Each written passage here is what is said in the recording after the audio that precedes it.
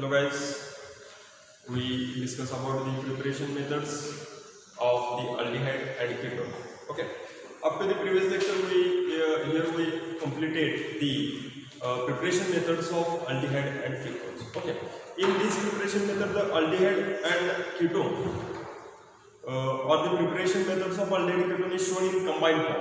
Okay, because in aldehyde and in ketone there is a common functional group, that is a carbonyl group is here. Okay, carbonyl group हा दोघांच्या मध्ये aldehyde मध्ये आणि ketone मध्ये common असल्यामुळे आपण preparation method दोघांच्या commonly बघितलेले आहे. ओके, त्याच्यामध्ये आपण जेईच्या प्रिपरेशन मेथड सुद्धा आपण कव्हर केलेल्या आहेत. ओके, देन नेक्स्ट आपल्याला बघायचे आहे केमिकल प्रॉपर्टीज और reactions of aldehyde and ketones. पण त्याच्या अगोदर आपल्याला त्यांच्या अल्डिहाइड अँड केटोनच्या त्यांची रिएक्टिव्हिटी, त्यांची पोलॅरिटी ह्या गोष्टीचा थोडासा डिस्कस करायचा आहे, कारण ह्या गोष्टी फार इम्पॉर्टंट आहेत. जनरली आपल्याला ज्यावेळी आपण रिएक्शन बघणार आहे किंवा ज्यावेळी आपण त्या पर्टिक्युलर रिएक्शनचं मेकॅनिझम बघणार आहोत त्यावेळी आपल्याला त्यांची पोलॅरिटी, त्यांची रिएक्टिव्हिटी ह्या गोष्टी फार इम्पॉर्टंट आहेत. ओके, मग आता जनरली आपण जो पॉईंट बघणार आहे, this is a polarity of aldehyde and ketone. Polarity of aldehyde and ketone. Okay, polarity means polar nature. म्हणजे एखादा फंक्शन ग्रुप जर आपण कन्सिडर केला तर in this function group there is a one positive and one negative part is present, then this molecule is polar in nature. जर एखाद्या compound मध्ये positive आणि निगेटिव्ह चार्ज असेल तर आपण त्याला काय म्हणतो, तो मॉलिक्यूल पोलार आहे किंवा तो पोलॅरिटी दाखवतो. ओके, जर एखाद्या मॉलिक्यूल मध्ये पॉझिटिव्ह आणि निगेटिव्ह चार्ज नसेल, if in case of any compound the positive and negative pole is absent, then this compound or this molecule is here known as a non-polar. Okay, हे common concept आहे, हे आपण आपल्याला generally माहिती आहे. Okay, आता polarity of aldehyde and ketone ह्या point मध्ये सगळ्यात महत्त्वाचं एक गोष्ट लक्षात येते बघा. अल्डिहाइड जर आपण कन्सिडर केला तर here alkyl group is directly attached to the carbonyl group and to this carbonyl group the hydrogen atom is directly attached. Okay, this is an aldehyde, and in case of ketone the carbonyl group is or carbon is directly attached to the two different same or different types of alkyl. Okay, मग आता हा aldehyde झाला, this is an aldehyde and this is a ketone. Okay, आता जर विचार केला तर बघा ह्या दोघांच्या मध्ये फक्त डिफरन्स, पॉइंट ऑफ डिफरन्स कुठला, in case of aldehyde there is a one hydrogen atom is here आणि in case of ketone there is a one alkyl group is here. Okay, मग आता इथं हायड्रोजन असेल तर अल्डिहाइड झाला, alkyl group असेल तर काय झाला, तो कीटोन झाला. ओके, आता now we goes towards the another function group, another common factor is here.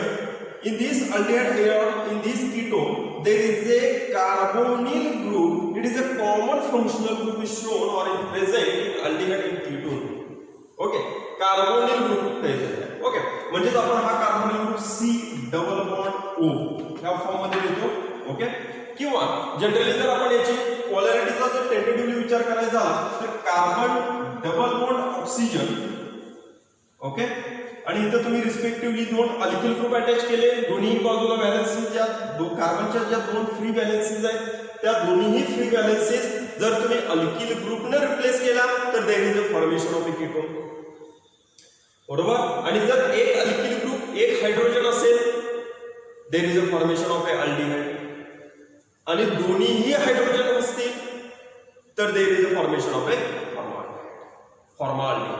Okay, मग आता बघा ह्यांच्यामध्ये जर विचार केला तर in case of carbonyl group, okay, this carbon atom is bonded to the oxygen atom by double bond.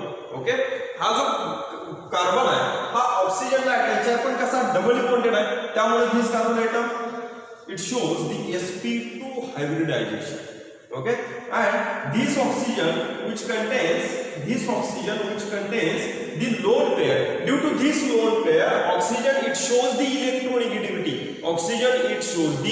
electronegativity, therefore this oxygen it attracts the shared pair of electron towards itself. म्हणजे ह्या दोघांच्या पैकी जो एक pi bond आहे त्या pi bond मधले electron किंवा बॉन्ड फॉर्मेशन मध्ये इलेक्ट्रॉन हा ऑक्सिजन काय करतो, इट अट्रॅक्ट्स टुवर्ड्स इटसेल्फ, स्वतःकडे विड्रॉल करून घेतो due to the electronegativity of the oxygen. पण ऑक्सिजनची इलेक्ट्रोनिगेटिव्हिटी काय, कारण ऑक्सिजन इथं लोन पेअर कॅरी करतो. Due to this lone pair oxygen shows the electronegativity and due to this electronegativity this oxygen attracts the shared pair of electron towards itself. Okay, म्हणजेच बघा या carbon आणि oxygen मध्ये जे bond formation मध्ये share झालेले electron ते oxygen कडे जातात. After withdrawals the shared electron towards the oxygen atom, the electron density around the oxygen atom it goes on increases. म्हणजे कार्बन पासून ऑक्सिजन ज्यावेळी इलेक्ट्रॉन्स विड्रॉल करून घेईल त्यावेळी लक्षात ठेवा हे ऑक्सिजन वर इलेक्ट्रॉन डेन्सिटी वाढणार. Okay, and due to this electron density increases the electron density, this oxygen atom it shows the partial negative charge and this carbon atom it shows the partial positive charge. Okay, that in short, in between carbon and oxygen there is a electronegativity differences here. Okay, या दोघांच्या मध्ये electronegativity difference आपल्याला बघायला मिळतो. and due to this electronegativity difference the carbon atom it shows the less electronegative but oxygen atom it shows the more electronegativity. Therefore in between oxygen and carbon atom there is a electronegativity difference. Due to this electronegativity difference this carbonyl group is present in a polar nature. That means this C double bond O group is polar in nature. म्हणजेच तो काय दाखवतो, polarity दाखवतो, कारण इथे एक positive pole आणि इथे निगेटिव्ह पोल फॉर्म झालेला आहे. ओके, ही पहिली गोष्ट. आता जर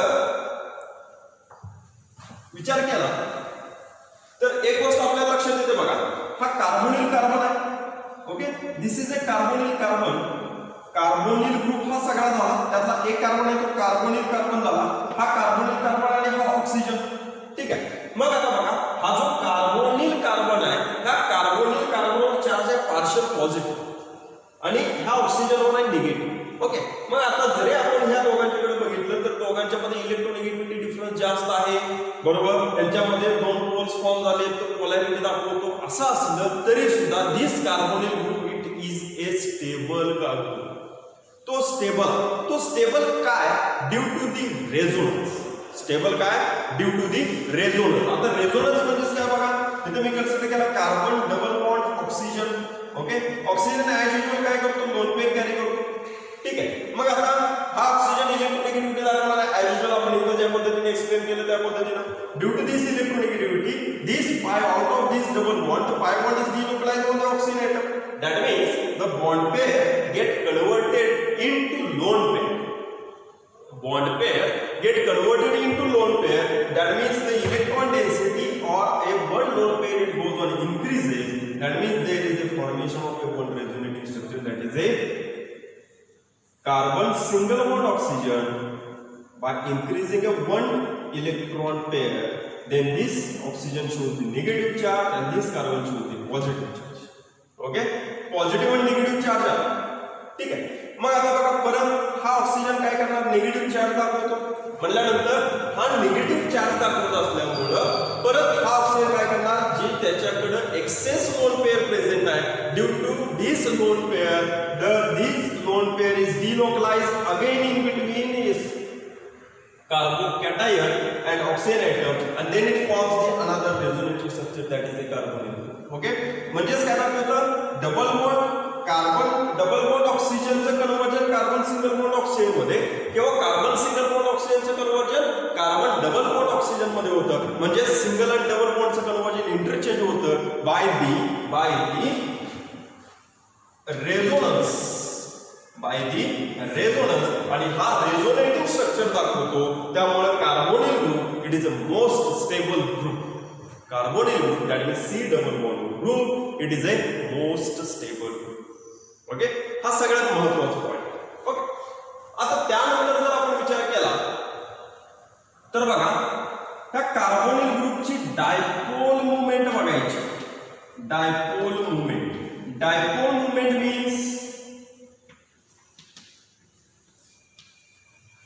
पोलची मुवमेंट कुठल्या डायरेक्शन म्हणजे इलेक्ट्रॉन डेन्सिटी कुठल्या डायरेक्शनला किंवा इलेक्ट्रॉन्स कुठून कुणीकडे मूव्ह होतात. ओके, इथे जर आपण बघितलं किंवा डायपोल मुवमेंट बघताना जर आपण ह्या पद्धतीने जर कार्बोनिल ग्रुप मी लिहिला, ठीक आहे, तर परत ऑक्सिजन दोन पेअर कॅरी करतोय, यांच्यामध्ये इलेक्ट्रोनेगेटिव्हिटी डिफरन्स आहे, म्हणजे कार्बोनिल कार्बन आणि ऑक्सिजन या दोघांच्या मध्ये कंपॅरिझन केलं in between carbon and oxygen item.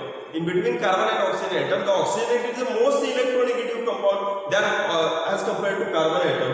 Therefore, this oxygen it withdraws the electron from carbon towards itself. That means the electron density it is moved towards the oxygen atom, and around the oxygen atom the electron density goes on increases.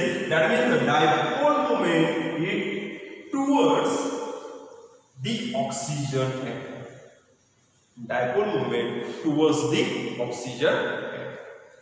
Okay, हे सगळ्यात महत्त्वाचा point आहे. म्हणजे dipole movement आहे जी carbonyl ग्रुपची, ती carbonyl ग्रुपची dipole movement ही ऑक्सिजनच्या towards आहे.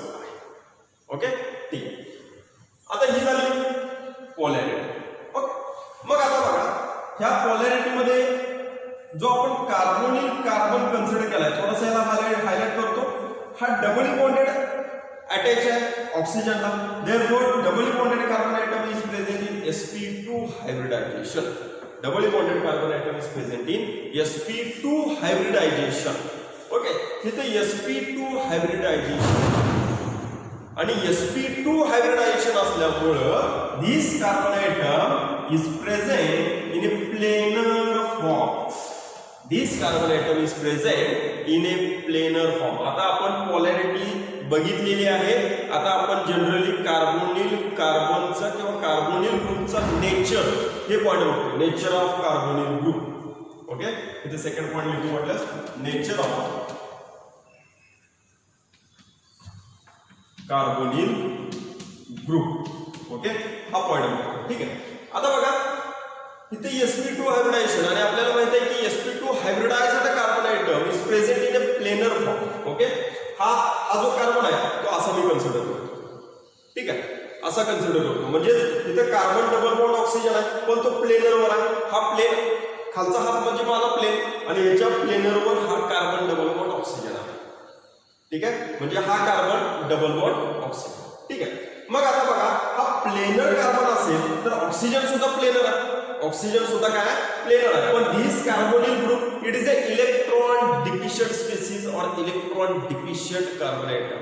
म्हणजे याला इलेक्ट्रॉनची गरज आहे, इलेक्ट्रॉनची गरज आहे. बरोबर. मग आता हा पॉझिटिव्ह आहे तर ह्याच्याजवळ न्यूक्लिओफाइल असेल म्हणजे निगेटिव्ह चार्ज स्पीसीज असेल तर this negative charge species is easily attacks on the carbonyl carbon atom because this carbonyl carbon atom it is a electron deficient carbon atom, and due to this electron deficiency the electron rich species, any electron rich species that is a nucleophile, it easily attacks on this carbon atom.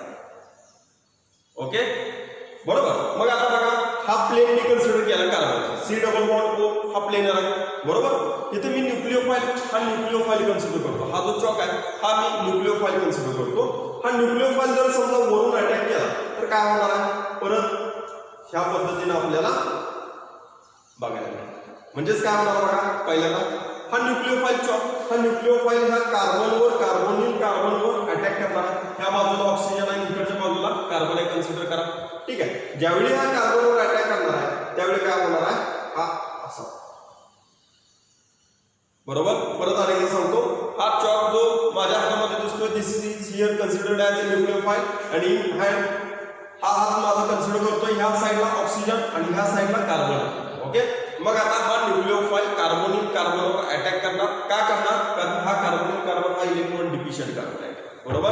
मग बघा हा न्यूक्लिओफाइल ज्यावेळी जसा attack करेल, जसं bond form करेल त्यावेळी हा त्या पद्धतीने बेंड करेल. हा ऑक्सिजन बघा, ऑक्सिजन अगोदर प्लेनर होता. ओके. कधी न्यूक्लिओफाइल अटॅक करायच्या अगोदर म्हणतानाच बघा आज ज्यावेळी न्यूक्लिओफाइल अटॅक करेल त्यावेळी ऑक्सिजन काय होईल, खाली मूव्ह. ओके, लक्ष देते. म्हणजेच काय झालं बघा, न्यूक्लिओफाइल ज्यावेळी अटॅक करणार आहे, if the nucleophile is attacks on the carbonyl group or carbonyl carbon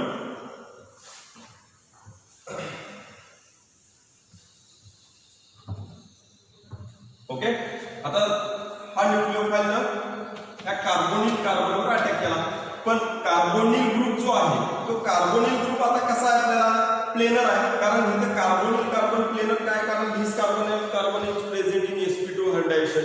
प्लेनरवर nucleophile attack केला की त्याची प्लेनर स्ट्रक्चर चेंज होतं आणि स्ट्रक्चर चेंज झाल्यानंतर काय होणार आहे बघा.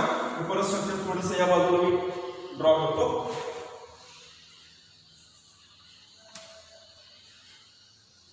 double bond oxygen, okay, this carbon shows the partial positive charge, this oxygen shows the partial negative charge, okay, the nucleophile, okay. आता हा न्यूक्लिओफाईल ह्या कार्बनवर अटॅक का करेल, कारण हा कार्बन आहे तो इलेक्ट्रॉन डिफिशियंट कार्बन आहे ऑक्सिजनच्या इलेक्ट्रोनेगेटिव्हिटीमुळे, त्यामुळे हा कार्बन न्यूक्लिओफाईल काय करणार, ह्या कार्बनवर अटॅक करणार. कार्बन हा प्लेनर आहे, हा कार्बन कसा आहे प्लेनर आहे, किंवा हा carbonyl group, total carbonyl group planar आहे. ओके, मग बघा हा न्यूक्लिओफाईल वरून अटॅक केला काय होणार आहे, असं होणार आहे. ज्यावेळी अटॅक करेल त्यावेळी हा पाय पण इथे डिलोकलाइज होईल. डिलोकलाइज झाला की परत काय होणार आहे बघा, हे जे प्लेनर स्ट्रक्चर अगोदर होतं कार्बोनिल ग्रुपचं, this planar structure is change in tetrahedral form. म्हणजेच हा अटॅक झाला न्यूक्लिओफाईलचा, परत काय झालं बघा त्या पद्धतीनं आपल्याला.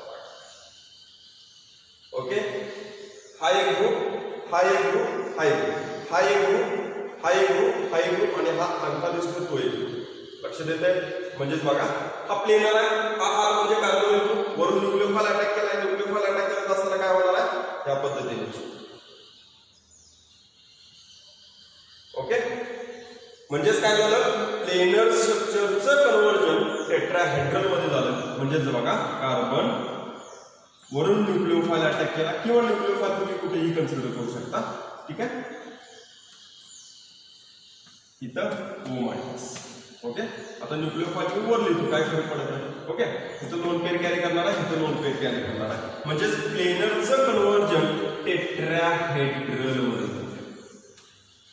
ओके, प्लेनरचं कन्व्हर्जन टेट्राहेड्रल मध्ये झालं, पण कधी, ज्यावेळी न्यूक्लिओफाईल अटॅक करणार आहे त्यावेळी. पण in case of carbonyl group, in case of aldehyde, in case of ketone, if the nucleophile is attached on the carbonyl group, then this nucleophile is shown as a nucleophilic addition reaction. काय बघायला मिळतो, nucleophilic addition reaction बघायला मिळते. लक्षात आलं, substitution reaction बघायला मिळणार नाही. सबस्टिट्यूशन कधी बघायला मिळाली असते, जर ओरिजिनली कार्बोनिल ग्रुपचं जर स्ट्रक्चर हे टेट्राहायड्रल असतं तरच आपल्याला न्यूक्लिओफिलिक सबस्टिट्यूशन रिएक्शन बघायला मिळाली असते. बरोबर, but in this case carbonyl group is present in a planar form. Carbonyl group is present in a planar form, and then after attack of nucleophile on the carbonyl carbon, then this planar get converted into tetrahedral by the addition of nucleophilic or nucleophile. Therefore, this carbonyl group containing functional groups, that is a aldehyde and ketone, it shows the nucleophilic addition reaction. This carbonyl group containing functional group, that is aldehyde and ketone, it shows the nucleophilic addition reaction. सगळ्यात महत्त्वाचा point आहे इथंच, nucleophilic addition reaction का cover होते, किंवा carbonyl group हा nucleophilic addition reaction का दाखवतो, कारण याचं नेचर पहिल्यांदा आहे ते ओरिजिनली प्लेनर आहे, आणि ज्यावेळी न्यूक्लिओफाईल अटॅक करतो त्यावेळी प्लेनरचं कन्व्हर्जन टेट्राहेड्रल मध्ये होतं. ओके, मग टेट्राहेड्रल मध्ये होताना ह्याच्यामध्ये न्यूक्लिओफाईल ऍड होतो. न्यूक्लिओफाईल काय होतो, ऍड होतो. न्यूक्लिओफाईल ऍड होतो म्हणताना there is a formation of a nucleophilic addition reaction of carbonyl group, that is aldehyde and ketone. It shows the nucleophilic addition reaction. Okay, हा सगळ्यात महत्त्वाचा पॉइंट. ठीक आहे, थोडंसं प्लेनर आणि टेट्राहेड्रल मध्ये थोडंसं बऱ्यापैकी तुम्हाला क्लिअर होणं गरजेचं आहे, कारण इथून पुढे आपण ज्या रिएक्शन्स बघणार आहोत त्या रिएक्शनच्या मेकॅनिझम मध्ये बऱ्यापैकी प्लेनरचं कन्व्हर्जन टेट्राहेड्रल मध्ये झालेलं बघायला मिळतं. Okay, now generally we goes towards the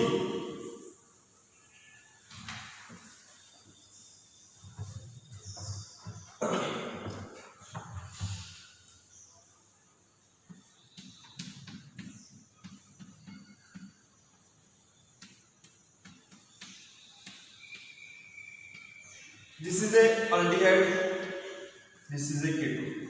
Okay, now we goes towards the comparison of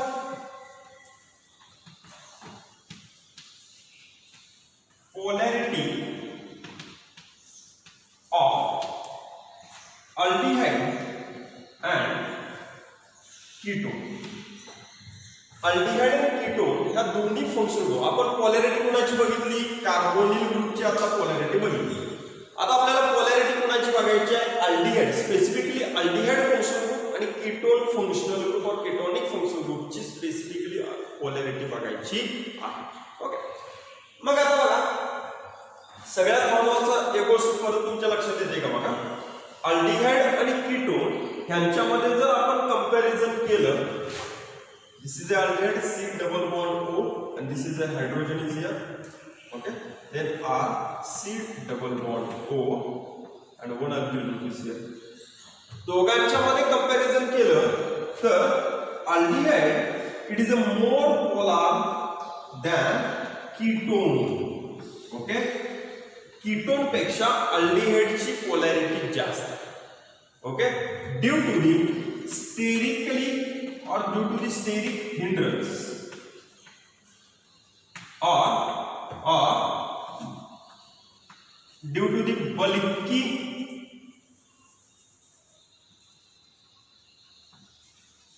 group. आता बघा या दोघांचा अर्थ काय, तर सिंपली एक गोष्ट लक्षात ठेवा की अल्डिहाइड आणि कीटोनचा दोघांचा विचार केला तर सगळं सेम, फक्त एकच पॉइंट ऑफ डिफरन्स कुठे आहे, in case of aldehyde the hydrogen atom is directly attached to the carbonyl carbon. In case of ketone there is a alkyl group is present instead of hydrogen. हाइड्रोजनच्या ऐवजी इथे कोण आहे, alkyl group आहे. ठीक आहे, पण the one of the most important thing is that the alkyl group it act as a electron donating. Okay, therefore this alkyl group it donates electron to the carbonyl carbon. Okay, कारण हा carbonyl group जो आहे त्याच्यामध्ये oxygen partial negative charge आहे, carbon partial positive charge आहे. Positive charge किंवा या कार्बनची electron deficiency वाढते. सगळ्यात महत्त्वाचं पॉइंट आहे, थोडंसं लक्ष द्या, याच्यामध्ये कार्बोनिल कार्बनची इलेक्ट्रॉन डिफिशियन्सी वाढली, त्यामुळे हा अल्किल ग्रुप ह्याला इलेक्ट्रॉन डोनेट करणार कारण ह्याची डिफिशियन्सी कमी होते. ओके, म्हणजे इथे इलेक्ट्रॉन डोनेटिंग ग्रुप एकच प्रेझेंट आहे. इन केस ऑफ अल्डिहाइड मध्ये एकच इलेक्ट्रॉन डोनेटिंग ग्रुप प्रेझेंट आहे, but in case of ketone परत नेहमीप्रमाणे oxygen partial negative charge, carbon partial positive charge होतो.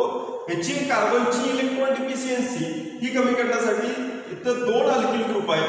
Both alkyl group is act as a electron donating group. म्हणजे aldehyde मध्ये electron donating group हा single एकच आहे alkyl group, आणि in case of a ketone there is a two alkyl group is present, that means the two electron donating group is present. Okay, म्हणजे बघा इथं देणारा एक आहे आणि इथं देणारे दोन.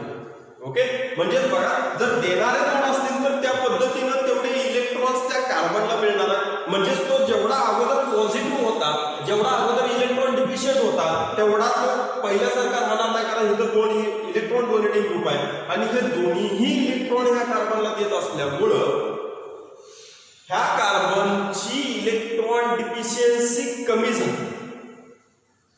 कारण पॉझिटिव्ह म्हटल्यानंतर इलेक्ट्रॉन्स कमी आहेत आणि इथं हे दोन्ही अल्किल ग्रुप काय करतायत, त्या कार्बनला इलेक्ट्रॉन देत आहेत. म्हणजे जी इलेक्ट्रॉनची कमतरता होती ती भरून काढली. इलेक्ट्रॉनची कमतरता भरून काढली म्हणजे इथला पॉझिटिव्ह चार्ज किंवा पॉझिटिव्ह कॅरेक्टर जे होतं ते कार्बनचं ते काय झालं, कमी झालं, म्हणजे लेस झालं. बरोबर, आणि पॉझिटिव्ह कॅरेक्टर लेस झालं म्हणजेच बघा इथला पॉझिटिव्ह चार्ज आणि इथला निगेटिव्ह चार्ज ह्यांच्यामधला जो डिफरन्स होता अगोदर तो तेवढा राहिलेला नाही, तो थोडासा डिफरन्स कमी झाला. याचा अर्थ polarity it goes on decreases. Polarity it goes on decreases. Okay, पण ह्याच्या बरोबर उलट इथं अल्डिहाइड मध्ये इलेक्ट्रॉन डोनेट करणारा एकच अल्किल ग्रुप आहे.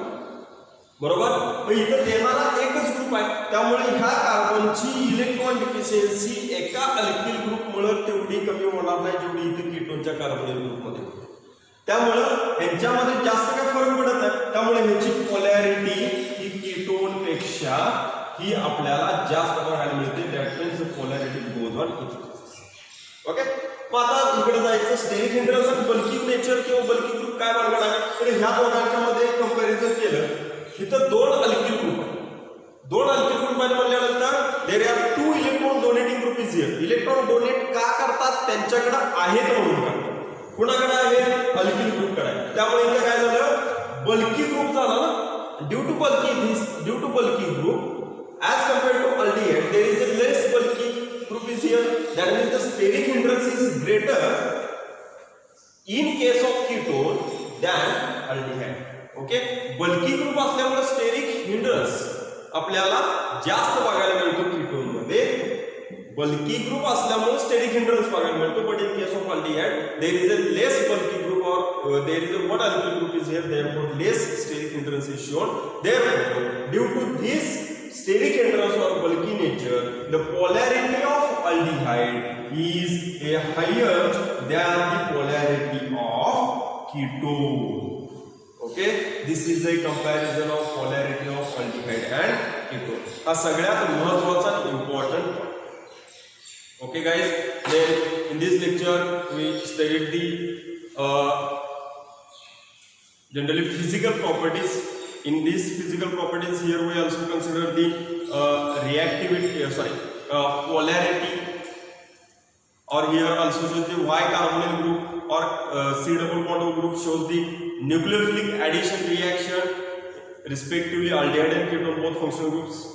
Okay, and here third point is a comparison of polarity of the aldehyde and ketone. Okay, or comparison between polarity of aldehyde and ketone. दोघांच्या कंपॅरिझन मध्ये कोण मोर पोलार नेचर दाखवतो, कोण लेस polar nature दाखवतो हे आपण बघितलेलं आहे. म्हणजे अल्डिहाइड हा मोर पोलार आहे, पोलॅरिटी दाखवतो as compared to ketone. Okay, कारण याच्यामध्ये लेस बल्की ग्रुप किंवा लेस स्टेरिक हिंड्रन्स आहे. कीटोन मध्ये मोर बल्की ग्रुप किंवा मोर स्टेरिक हिंड्रन्स आहे.